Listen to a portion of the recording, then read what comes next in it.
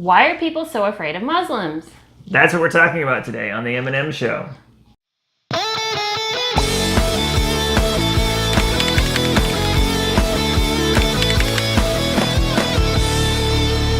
Hi, I'm Emily. And I'm Matthew. Welcome to the M&M Show, a talk show about all the stuff you're not supposed to talk about.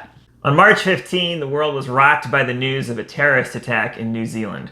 A white supremacist armed with multiple guns entered 2 mosques, killing 50 people and wounding 50 others. Prior to the attack, the shooter released a 74-page manifesto on the internet where he railed against immigration, calling immigrants invaders who need to be removed from European societies. He said that the attack was revenge against Muslims for the supposed devastation that they have brought on the West. The shooter was actually an Australian national, but he chose New Zealand as his target because he said he wanted to show that nowhere in the world is safe. It's hard to comprehend an act so horrible. Inside the mosque, the shooter murdered people indiscriminately, even a 3-year-old. Yet as shocking as this act was, it's not that surprising to those of us who've been following white supremacy, the alt-right, and Islamophobia. And that brings us to our topic for today. Why did this shooter specifically target mosques? What drove him to such hatred of Muslims that he would murder them in cold blood? Now, there are many reasons why people fear Muslims. One of the big ones is terrorism. In the post 9/11 era, people live with this constant threat in their minds of Islamic extremism and terrorism. 9/11 really changed the world in many ways. It ushered in a new era of U.S. foreign policy, the war on terror.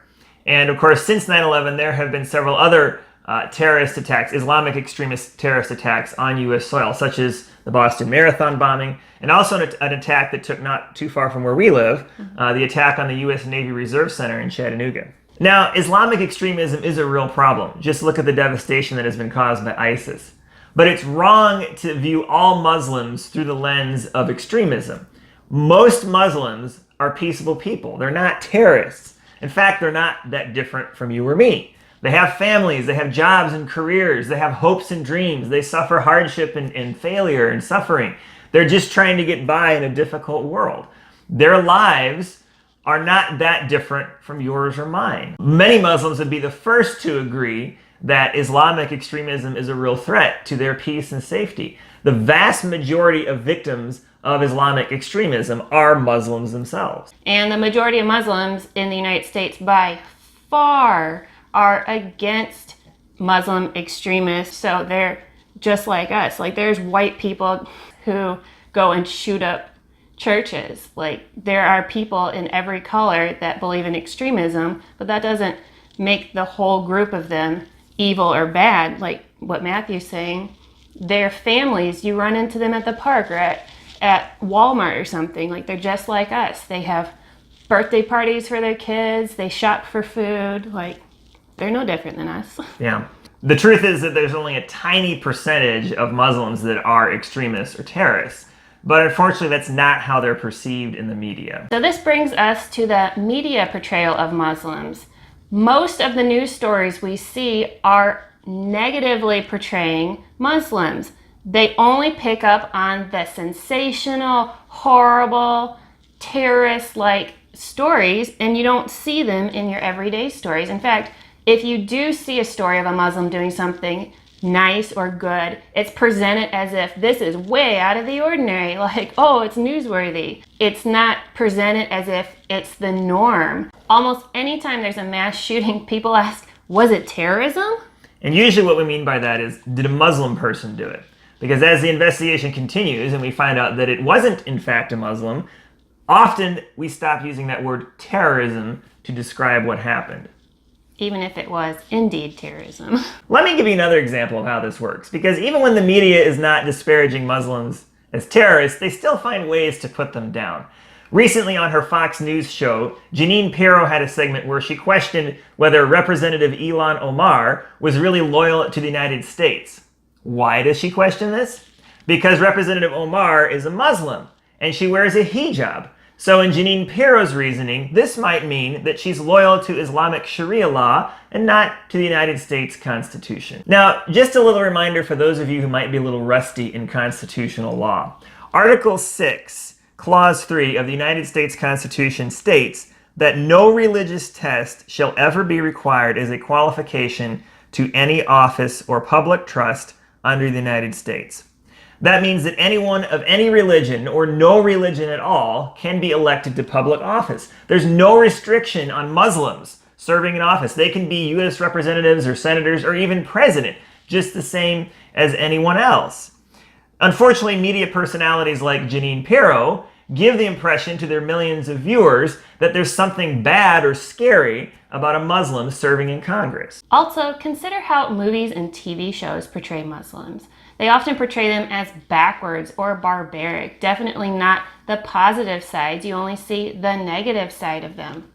And we see this coming out in movies and TV shows like 24. He often fights Muslim terrorists. Or even we watched a show, Jack Ryan, recently, where he fought terrorists, and you almost see the human side of the terrorists, but ultimately the terrorists just want to kill people. And that's how most Americans are getting their information about Muslims and who they are and what they're about. All that negative information is going into our heads through our entertainment and our news sources that tell us that Muslims are these extremists. So if you could stop right now and think about it, who is your favorite Muslim in TV? Who is your favorite Muslim from a movie or a show?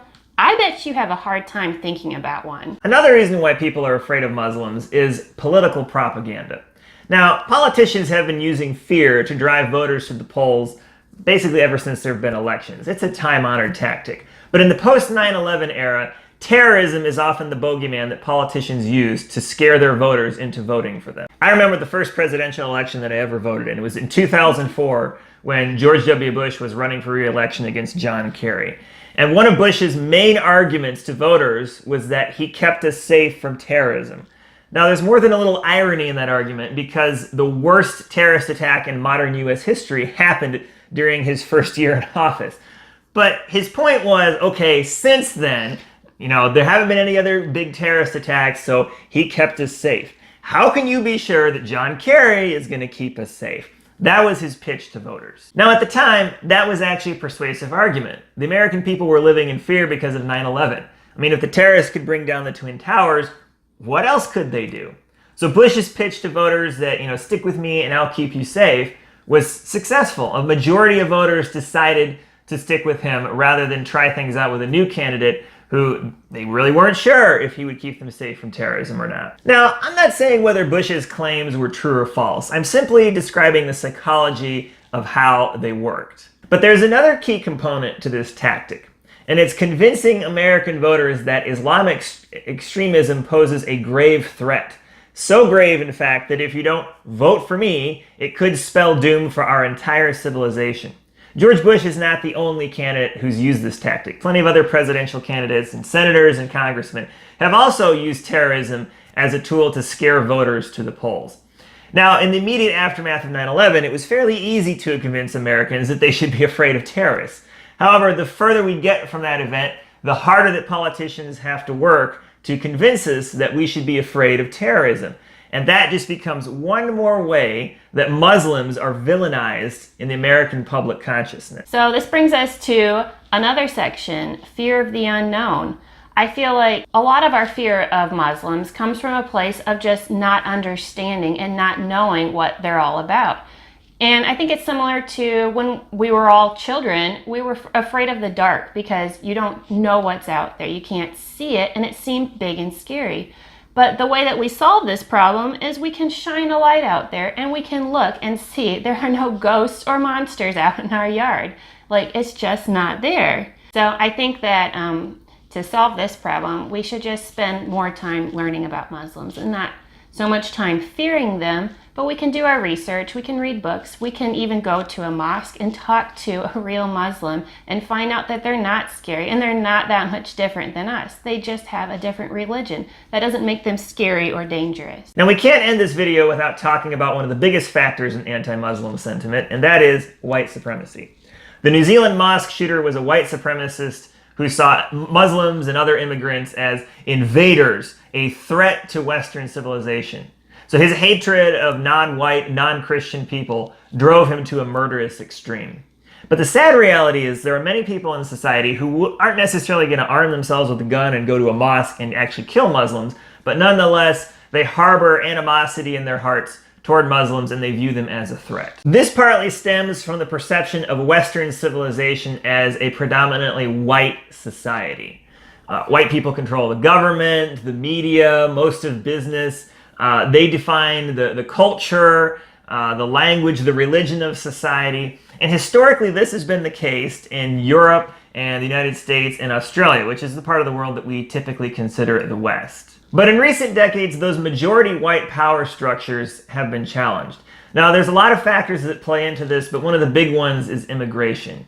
As more and more immigrants come into a country like the United States, for example, it's naturally going to change culture and society. And many white Americans feel threatened by that. They realize that society is changing and that change is uncomfortable for them. So that fear of change can lead to bad feelings toward immigrants or Muslims or other groups that are outside what we consider the norm of American society and culture. White supremacists play on this fear by trying to convince white people that Muslims and other immigrants are an existential threat to our society. They want to turn it into an us versus them conflict. In their minds, there's no way for us to peacefully coexist. Either we rule society or they rule society. In fact, the New Zealand mosque shooter actually stated in his manifesto that he hoped his actions would spark racial conflict in the United States. This is how white supremacists think. They want to spark conflict along racial lines. They want white people to hate black and brown people. They want it to be us versus them. Now, getting into these issues in detail would require an entire episode itself. In the future, we'll probably do an episode where we talk about white supremacy. But for now, let me just say that it's up to us to resist hate and fear and instead work together toward peace and goodwill in our society. It's especially important for us to seek common ground with people who might be different from us. Because as Emily pointed out earlier, it's nothing to be afraid of. Sometimes we just need to overcome that initial fear of the unknown, and we might even make a new friend. One more thing. White supremacist ideas are not just on the fringes of society. They're actually a part of the mainstream. It's just that they've been cleverly disguised, and so we don't always recognize them as white supremacism. But here's something to keep in mind. The next time you're watching cable news or some talk show on TV, and you see people talking about Muslims being bad or dangerous or scary, and they're starting to stoke that fear in your own heart, stop and think about what's happening. Remember that one of white supremacists' main goals is to divide us along racial lines, to make us afraid of people who are different from us. So if you find that your favorite news show is making you fearful about people who are different, like immigrants or Muslims, maybe it's time to change the channel. So if you're wondering, what can you do? Like, I'm just a stay-at-home mom. Like, what can I do? Well, we can start by having this conversation. We can start spreading the truth instead of spreading the fear and the hate. And we can do stuff like, if I see a Muslim at a park, I try to talk to them. And I know that can be difficult and scary, but it has to start somewhere. So if you see a Muslim at a park or the grocery store or something, at least say hi. Don't run away. Like, they're not scary. Or, visit a mosque or just do some research and do some reading. Any of that can help. You can make a difference in your sphere of influence just by changing the conversation. Change the way that you talk about Muslims. Stop sharing those clickbait articles on Facebook that are talking about how Muslims are terrorists and they're dangerous, or they're invaders who are taking over our society. Share something that's actually accurate and truthful for a change. Share something that's positive and uplifting and paints Muslims as they truly are. They're people, human beings just like you and me. Reject hate and fear and choose love instead.